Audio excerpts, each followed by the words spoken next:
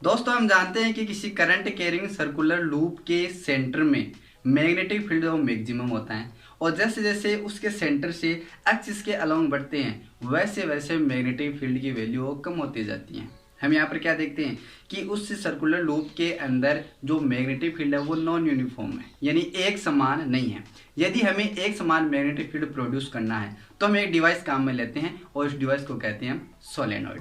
तो जी दोस्तों, आज के वीडियो में हम यहाँ पर सोलेनॉइड के बारे में बात करेंगे कि सोलेनॉइड क्या है।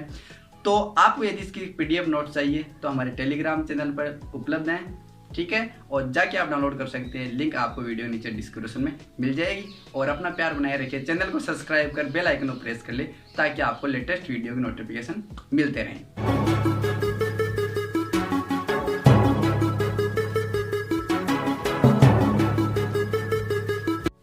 चलिए अब यहाँ पर देखते हैं कि सोलेनॉइड क्या है। तो सोलेनॉइड को हम हिंदी में कहते हैं परिनालिका। परिनालिका क्या होती है तो देखिए, परिनालिका को समझिए, वीडियो को लास्ट तक जरूर देखना।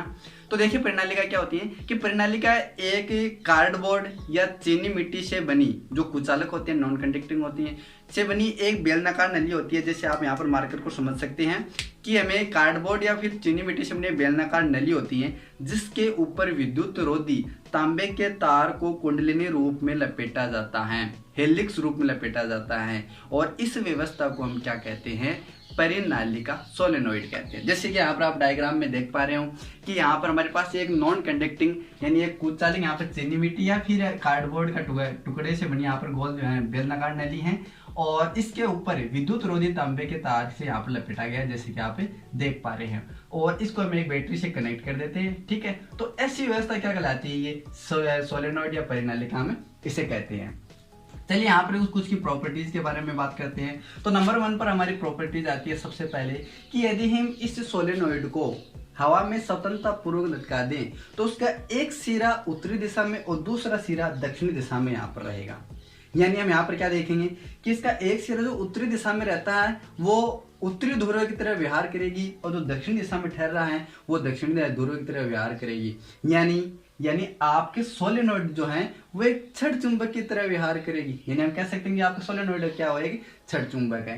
ठीक है, पहली बात क्लियर इतनी। चलिए दूसरी बात देखिए, यहाँ पर दूसरी बात यहाँ पर सबसे इंपॉर्टेंट बात है जो आपको ध्यान में रखनी है। इस सोलेनॉइड के अंदर जो मैग्नेटिक फील्ड होता है और जो मैग्नेटिक फील्ड लाइन है वो एक समान दूरी पर और वो समांतर होती है एक दूसरे से, जिसकी वजह से इसके अंदर प्रोड्यूस होने वाला मैग्नेटिक फील्ड जो है वो यूनिफॉर्म होता है, एक समान होता है। लेकिन इसके बाहर जो मैग्नेटिक फील्ड होगा वो जीरो होगा, यानी इसके बाहर जो मैग्नेटिक फील्ड होगा वो कोई मैग्नेटिक फील्ड नहीं होगा, बिल्कुल नहीं होगा, जीरो होगा। ठीक है, और इसके अंदर होगा यूनिफॉर्म, जो मोस्ट बात है याद रखना। अब यहाँ पर जो बाहर मैग्नेटिक फील्ड है वो जीरो क्यों होता है, चलिए इसके बारे में आगे देखेंगे। इससे पहले आपको एक प्रॉपर्टी होता है कि इस सोलेनॉइड के अंदर जो मैग्नेटिक फील्ड लाइंस हैं वो वक्र रूप में होती हैं। किस रूप में होती हैं, वक्र रूप में होती है। तो ये 3 इसकी प्रॉपर्टीज की हमने बारे में बात की, लेकिन आपको यहाँ पर एक मोस्ट बात याद रखनी है कि इसके बाहर जो मैग्नेटिक फील्ड है वो जीरो है, अंदर है वो यूनिफॉर्म है। चलिए इसको समझेंगे अभी।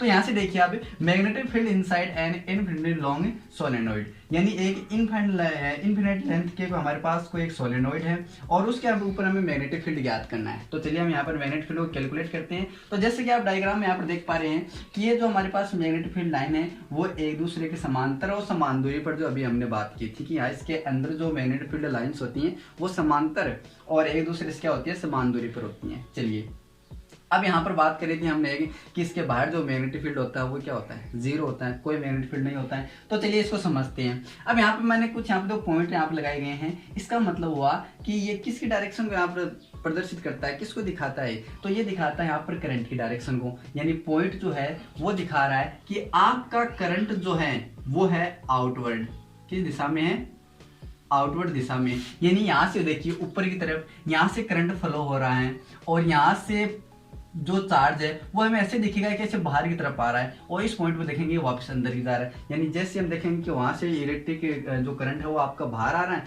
और अंदर से नीचे से क्या जा रहा है, अंदर जा रहा है। यानी यहाँ पे आप देखेंगे कि आपके पास यहाँ से तो करंट जो है वो क्या आ रहा है, बाहर आ रहा है, आउटवर्ड आ रहा है। और यहाँ पर जो क्रॉस के सिंबल मैंने दिखाए हैं, इसका मतलब है कि आपका करंट जो है इनवर्ड अंदर की जा रहा है। जैसे यहाँ पर मान लेते हैं कि यहाँ पर तार है, कुछ तार लपेटा हुआ है। चलिए अब यहाँ से देखिए, यहाँ पर अब मैग्नेटिक फील्ड की डायरेक्शन को निकालते हैं हम, ठीक है। तो देखिए यहाँ पर जो करंट की डायरेक्शन है वो क्या रहता है थी मैंने, आउटवर्ड है। तो हम काम में लेंगे यहाँ पर राइट हैंड थंब रूल।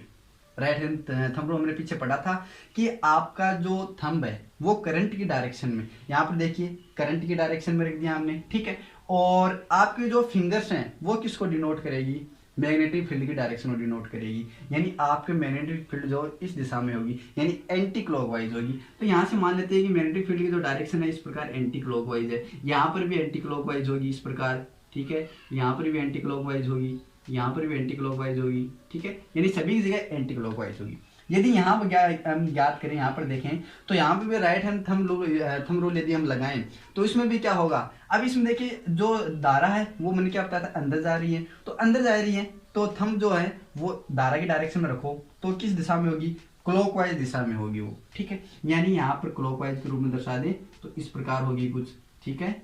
अब देखिए यहाँ पर दो पास वायर है, ये वायर तो है, ठीक है। जो यहाँ से तो धारा यहाँ पर आउटवर्ड बाहर आ रही है और यहाँ से अंदर जा रही है। तो यहाँ पर जो पास दो वायर रखे हैं उसके अंदर जो मैग्नेटिक फील्ड है वो एक दूसरे के यहाँ पर देखिए विपरीत डायरेक्शन में होगा। यहाँ पर भी देखिए इसमें क्लॉकवाइज है तो अंदर की ओर, और इसमें भी अंदर की ओर ऐसे आ रही है। तो यहाँ पर दो यहाँ पर मैग्नेटिक फील्ड यहाँ पर क्रिएट होगा, उसकी डायरेक्शन विपरीत दिशा में होगी। और विपरीत दिशा में होने के कारण यहाँ पर नीचे वाला मैग्नेटिक फील्ड और ऊपर वाला मैग्नेटिक फील्ड अब कैंसिल हो जाएगा।